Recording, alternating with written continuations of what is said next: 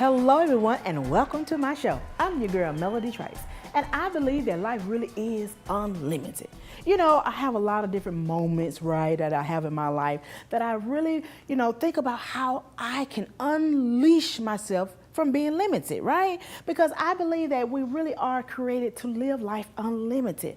So I have a clip that's showing you some things that I did that really show me that life really is unlimited. Because there are people out there that we look up to, that motivate us, that they really are living life unlimited. But guess what? They all have a story. They all have went through something that actually pushed them to where they are right now, to cause them to know that they really are not, how can I say, they're not limited by what done happened in their life, like their past, Because when you realize that you really can move forward in life and that life really has a lot to offer you, you just really got to be exposed to something better. Guess what? Life really did come unlimited to you. So I want you to actually watch this clip because it's one of my moments. I call it the Melody Trice moment. So watch this clip. After this message, I'll be right back. We are the Linton twins. My name is Mila. My name is Khadijah. We're actresses, but we also have a makeup business that does charity. And I support events like this all the time and create them as well. So giving back to something like this, I'm so proud of France. It's a great job. It's very important because you're giving and sowing seeds into the kids. And right now, this generation is in desperate need of love. And that's the whole point.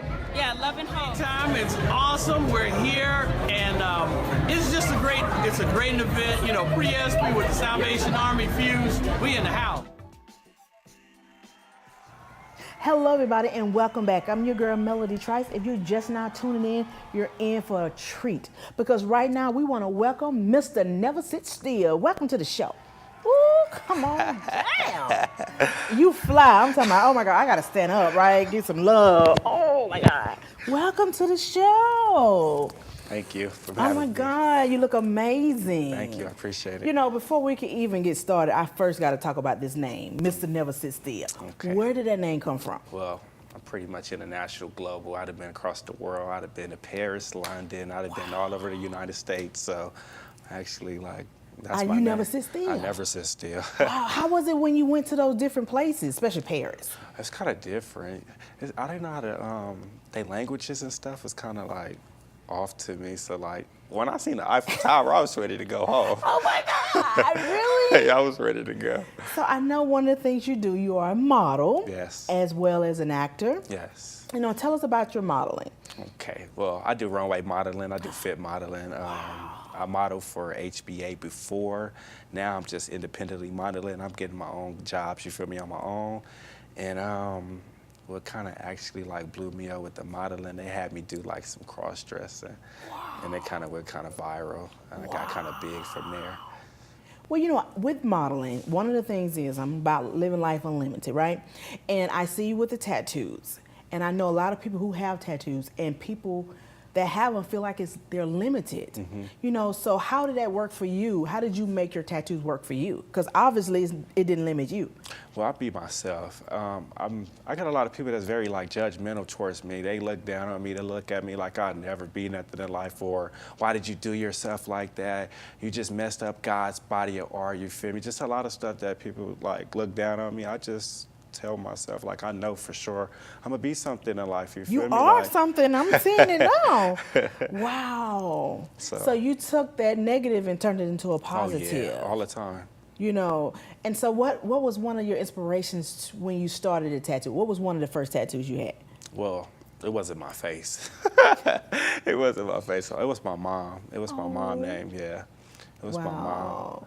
And then from there, I went to my daughter. Your daughter. I know when I met you and I asked you about what was one of your favorite tattoos, and you said you're the one with your daughter. Yes. So she's your inspiration. Yes, I got 2 daughters. Oh, wow. Yeah, but both of them my inspiration. Oh, that's amazing. So tell us one of the things that when you did your first modeling and you walked out there with knowing all the negative stuff that people said about you or whatever, and you stepped out there, what did that feel like to you? I felt like a star. I felt this is me right here. I can do it. This is where I belong. This is me right now. This is my time to shine, and don't let nobody stop it.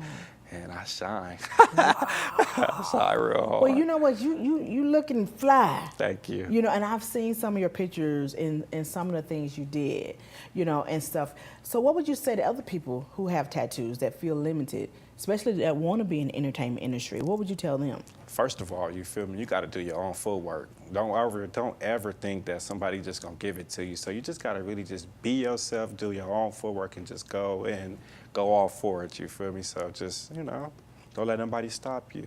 You know, one of the things too is you say you've been all over the place, and I think probably, do you think that really helped encourage you to do more because you saw so many other things, you was exposed to it? Like, did that do anything? Not really. It was just really the negativity from people like always down talking me and looking down on me. It really wasn't for the traveling was in me. I just never liked to sit in one place. So you've been Mr. Never Sit Still a long time. Oh yeah, before they even came about.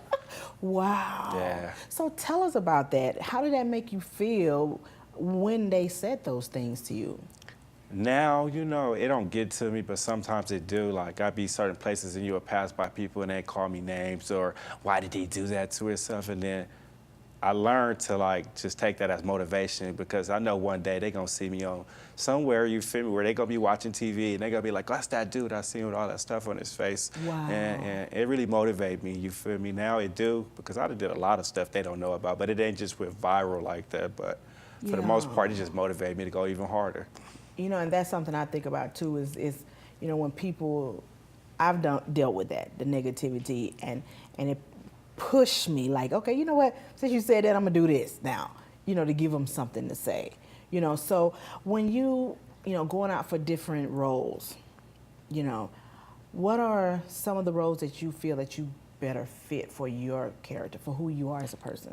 Well, I just did this commercial for a beer company. They not told me not to talk about it, but I just did this beer company, and it was like a gangster role, and I felt like it felt me just fine. But you know, like I said with me, like when I go do jobs and stuff, like the runway modeling, like I said, they had me cross-dressed. Would I do it again? I don't know. No, I don't think so. But you know. Yeah. So, okay, so I know you was telling me a little bit about your past. And, you know, we do want to hit on that. I ain't going to hit on it so much at this point, but, you know, I do want to know about that because of the simple fact it's all of us have a past. You know what I'm saying? And most of the time our past do be what actually pushes to the next level.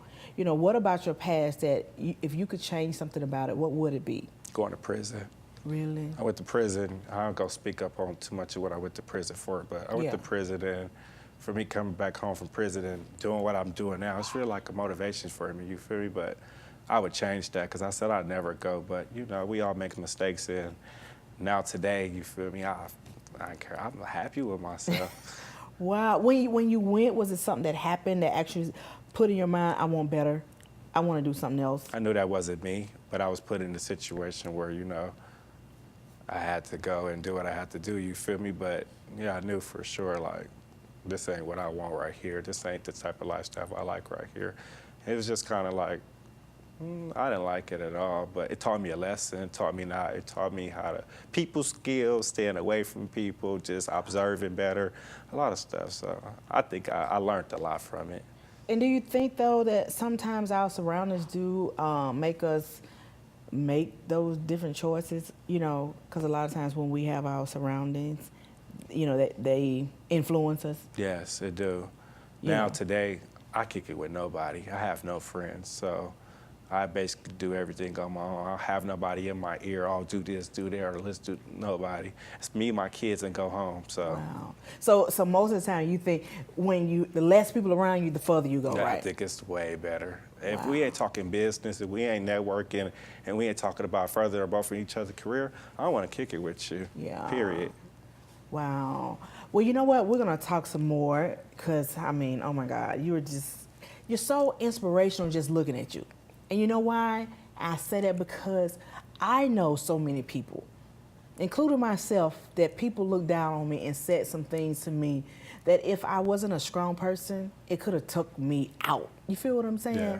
But I use that as energy. And so when I first met you, the the confidence you had. I was like, look at brother man, like look at me, you know. That really like encouraged me. So we definitely want to talk some more. So you guys, just stay tuned because after these messages, we're gonna be right back with some more with Mr. Never Sit Still. Bam! That part. That's what that's part. Bam! I like that. That's what I'm talking about. Be back, y'all. Oh wow.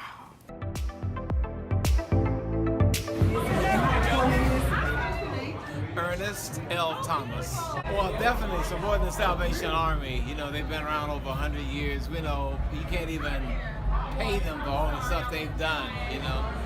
Going out in the streets, helping those who were rejected, those who were looked down upon, and they're still doing it in the name of Jesus. I'm Michael Simka, and I'm a writer, producer, animated films, Adventures of Bunny Bravo, and Un Conejo de Huevos.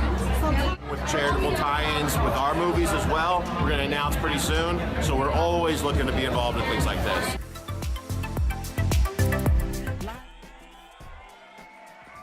So welcome back, everybody. If you're just tuning in, I am here right now with Mr. Never Sit Still. He's an actor, model. Oh my God, just name it all. Do you dance? Oh, you better know. Can you dance? Girl, you don't want to see me dance right now. You know I got some moves. You got some moves? I do. Oh my God. I do. You know, you just look like you can dance. Do you I can't even say the word. How you say it? Choreograph? Choreography. No, I do this all off the head. Just freestyle? Just freestyle everything. That's what I'm talking put a about. beat You know, on. I just kick up the shoe, let everybody see the shoes because, you know, oh my God, that just fly. That just Stacy, fly. baby. Stacy, see what I'm saying? Oh my God. And that's what I recognized when I met you. I was like, this dude here just fly from head to toe. Everybody can't do that. You know what I'm saying? Everybody can't do that. And that's why you don't never sit still because you travel all around the world. Well, tell me this. What are some of your plans for the future for you? What are some of the things you're wanting to do? For sure, I want to open my own business up. I love clothes. You feel me? I want to open up something with giving back with, you know, to like other people. Like I want to show them how to get into like modeling, acting. You feel me? I have a lot of people ask me, how do you get into it? I want to open up like an agency to put you in there. Like you want to do it, let's do it. You feel me? I'm for it. I want to open up something that got to do with helping the homeless too. I gave back to the homeless already before, but right now, acting, movies, whatever come my way, I'm doing it. Okay, we open, we unlimited. That part, baby. Oh my God. And you know what? I love it when you say charity because I'm all for, you know, us helping other people. Because literally that's how we make it happen. Teamwork makes the dream work, you Exactly. know? So when you meet people in the street, right, and they asking you, okay, you're an actor, you're a model, and how you do this, you know, I don't know why, but I just feel like you should write a book on that. Have you started a journal to kind of just log that stuff? Because that really makes a difference. Now you just gave me another See idea. what I'm Write a talking about? book. We unlimited. Bam! I love it. I love it. And you know what place have you been that you would actually love to go back to besides California? Atlanta. Atlanta? It's live out I there. love Atlanta too because I can't say nothing about ATL right now because we know we live. I love Atlanta. Yeah, I met some good people out there. I feel like Cause that's the Mecca, right? And that's what they call it, or whatever, something like that. I don't know, the ATL and all that good stuff. Yeah, I feel like when I was there, they showed me so much hospitality. I felt like a superstar. Well, you I had know what? security guards and all that. Wow. Well, you know, that's the South. Yeah. Right? You know, you know how we do it in the South, right? We got some straight up Southern hospitality. We're going to feed you good. Did they feed you good? They fed me great. You know what I'm saying? You'll gain about 4 pounds just looking at the food. You know, so, and have you know, one of the things too, Tyler Perry's down there. Oh, yeah? You know, he's in Atlanta, and Bounce TV is, if I'm not mistaken, they're out of Atlanta. I'm not sure, but I know for a fact that they're that way. Have you ever thought about being in some of his movies? Because Tyler Perry is pretty big. I haven't like networked with anybody towards that way. We're going to like fix that. We're going to fix that. I know you got the connection. You know what I'm saying? We're going to fix that. Somebody going to see this video. You know what I'm saying? And make it happen. You ever thought about making your own film? Because you in California, that's literally. Actually, I got a couple of Instagram videos where I did like dancing, my own interviews, just did my own stuff, you feel me, on my own. Like I said, did my own footwork. Wow. I have a lot of that. And you know what, back to this, back to the other part, what I was saying. You have any sisters and brothers? Yeah, I have one sister on my mom's side and on my dad's side who You unlimited? Ooh, unlimited. Well, you know, it's all good. We good to have family because it's 7 of us and I'm the baby girl. You know, I'm super blessed. I love that too. Well, here in California, is that where you first got your first tattoo? Yes. It was. And then once you got your first tattoo, did it just, you have them all over or? Basically, I'm covered all the way. Really? Yeah, I'm covered. Really? So how many, do you know exactly how many tattoos? I don't even count them as one no more. I just count them as a piece. As a piece. This is my head piece. This is my arm piece. This is my head piece, my arm piece, you know. Which one hurt the worst? Not my face. Everybody keeps saying my face. Because it just seems like the face is so delicate. You got to think about it, like with the face, like the sun hits your face so much that it's kind of rough. It's kind of tough. Well, you know, I get facials, you know, thank God for my, you know, my skin therapist, you know. So anything, you know, just even a little brush be hurt my face. So I can just imagine I have a tattoo and I actually, you know, it's symbolic to something that happened. But you know, I'm like, okay. And it hurted so bad when I actually got it. So what was the worst tattoo you got? My head. Really? Oh my gosh. I felt like I'll never do it again. My head was painful. It was painful. Really? Yeah, I got my whole entire head. At the same time? Oh yeah, I go hard. I don't play those games. I ain't lying. You ain't play. Like, you gonna do this? We finna do this. We have to get this out the way. I ain't coming back. Cause you know, I forgot her name, and that's so bad not to remember the lady's name. But anyhow, she had them on her hand, and she was just biting her other fist because she was like, it hurted so bad. Getting the tattoos on her hand.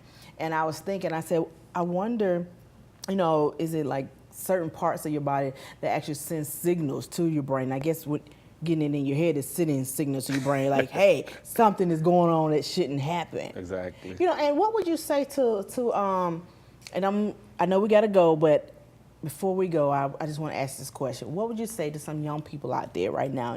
What encouraging word would you give them? Man, look at me.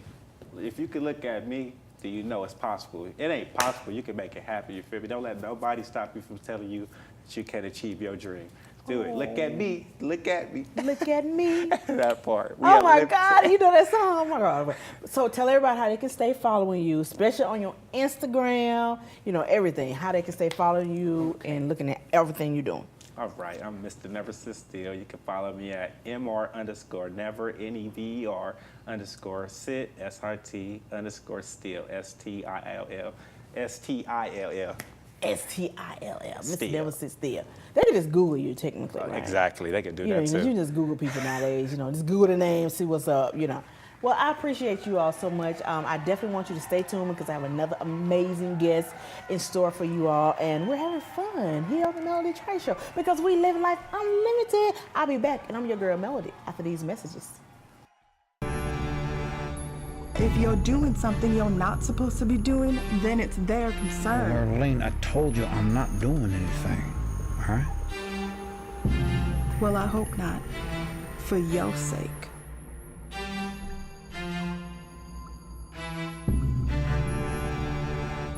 Welcome back. I am super excited. If you're just not tuning in, oh my God, you're in for a treat because I want to welcome my amazing guest, Mr. Eric Ramsey. Welcome to the show. Thank you for having me. You're looking fly. I'm loving the color scheme that you got going on right here. It's, you know, just blending in. So welcome to the show. Thank you for inviting me. I'm glad to be here. So one of the amazing things, I know you're a movie director. You've done so many amazing things. And right now, currently, you just did a film, right? Yes. So let's talk about that. What was your inspiration behind that film? Well, the inspiration behind Bryce, excuse me, was this young man, a friend of mine. He kept telling me, Ramsey, you have to go to come to Alabama, your hometown, and check out this place called Bryce Hospital. You know, it was actually the ruins of the place, and it had been burned down. But he kept saying you need to come here and visit it. And so on our trip to the Classic, you know, we normally go every year. Birmingham. To Birmingham. To the Ham. To the Ham. To the Ham. We decided that we were going to go there. And when we went there, we were overwhelmed by, you know, we were just imagining what could have taken place there. Wow. So, and then after that, maybe a week later or two, I got the idea in my head that I was going to write a script about it. And so from November to January, 85 pages later, I had written the script for it. Wow, that's amazing to be able to sit there and write. When you writing your scripts like that, do you get alone, or is it something special you do? Well, actually, I work several jobs, you know, during the day, and just my whole strategy for making movies, I can't really do anything until the idea come to me. Mm-hmm. So I could be like, the thought can lie dormant for a long time, wow. But once I get it, then I'm on it. I can write a 12, 13, 14, 20 pages in one day, in 1 hour. And I just keep going until most of the time. Then I may stop for another few weeks, and then I'll go back to it. But this time with O.L.D, I was fortunate enough to be able to write the whole script in less than a month and a half, pretty much. So how important is it for you when you're picking the actors out for this film?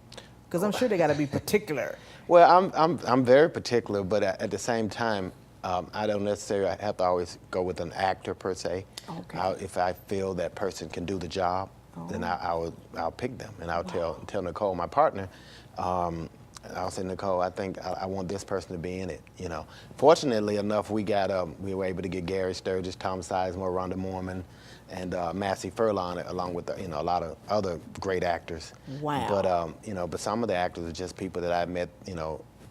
I had met a while back, and I said, I'm going to put you in my movie.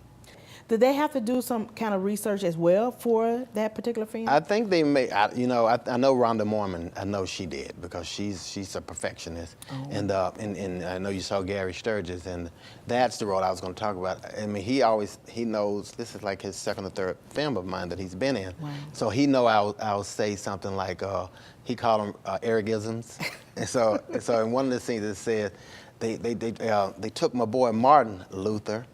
So he knows I'm talking about Martin Luther King. So because one brother's name is Martin and the other's name is Malcolm. Yeah. So we'll just play on words, and it's small, but it's like one of my favorites. It's sentimental. Yes. You know what I'm saying? It's something that point out to you. Yeah. And one of the things that you talk about that, and you say Martin Luther. A lot of times that's like country talk, right? Yes. And since I've been here in California, that's one of the things that people will say to me about is how I sound, right? Accent. My Southern accent. Yeah. And I done tried to sound LA as much as I can. No. It just ain't happening. It doesn't matter to me. I'm gonna stay. I'm gonna be country all my life, so it's not gonna change. I think the Lord knew where He wanted us to be born at, right? Exactly, you know what I'm saying? Exactly. So do that play a factor when you're choosing the person? No, because I just go on what I feel. I don't accents or anything doesn't. I mean, as long as you can communicate and enunciate a sentence, then I'm fine. You know, you can be from. I almost said something I didn't want to say. You could be from anywhere.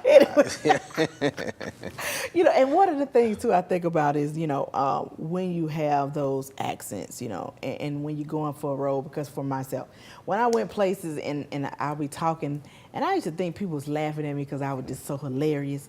I had no idea they was laughing at me because I was so country, And at first, it was funny, but then later on, it kind of was a little hurting, Right.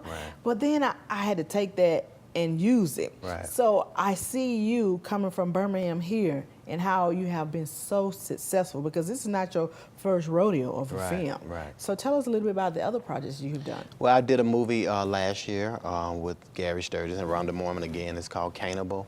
It's a modern day version of the biblical story Cain and Abel.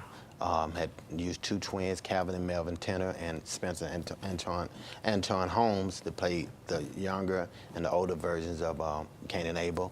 Right. And then I did a movie that really a lot of people maybe shied away from. It's called Unspeakable Indiscretions. And it's about victims of childhood sexual abuse. See, no one ever want to talk about black men touching black boys. And this movie dove right into the subject matter, and we tried to make it a positive way. It's okay to talk about it, And it had the good thing about it. Did get a lot of film festival invites, and but I think because maybe we didn't add some other elements to it, which we talk about off camera, then it didn't get the play that I felt like it should have. But it was a really good film, and we may be able to show it soon on Punch TV, the new station that's coming out by Joseph Collins. Yeah. One of the things, too, when you said that about that film, something I noticed since I've been in California, I look at the different movies, right? the ones that really are based on true stories are the ones really that go to the top, because people can relate. Yes. Because people can relate to that. Because I'm pretty sure it's millions, not just saying thousands, it's millions of people, men that has went through that, who are really ashamed to even talk about it. Yeah, and I was molested once as a 6-year-old, and I expressed that. And the thing about a lot of people that worked on the movie said they were. I mean, it happens all the time. It's happening right now as we speak, you know. Yeah. But a lot of people, because of shame and embarrassment of being in that situation, nobody wants to talk about it. But my thing is, if you talk about it and you express it, then you can relieve some of the feelings of being ashamed, you know, if you do so. Yes. Oh my God. Well, you know what? We definitely gonna have to talk some more. Sure. And one of the things I want you to do, I want you to share with everybody how they can watch you, follow you, and everything, and stay in contact. Just share with them. Thank you for inviting me first and foremost. Oh, you're more than welcome. But you can find me on Facebook on Eric B. Ramsey, Team Ramsey Entertainment. You can find me on Instagram at Eric the Ramster, and you can find me on Twitter as at Eric the Ramster. I Twitter, but I don't do too much tweeting. So. Wow, I thank you so much. I look forward to coming to see the premiere and everything. What, August? August 24th, the premiere, yes. Yes, you know, so we definitely want to make sure that everybody look out for that and everything. And thank you again. I appreciate it. I really do. You guys, you know what? I hope you've been enjoying the show, because I'm speechless. And I normally don't be speechless, but I'm speechless because of the fact that I really believe that everybody truly do need to live life unlimited. And one of the ways that we all can live life unlimited is once you begin to see things on the inside that's going on with you, and you begin to allow those things to be brought out in the open, it's the only time that you truly can deal with those things.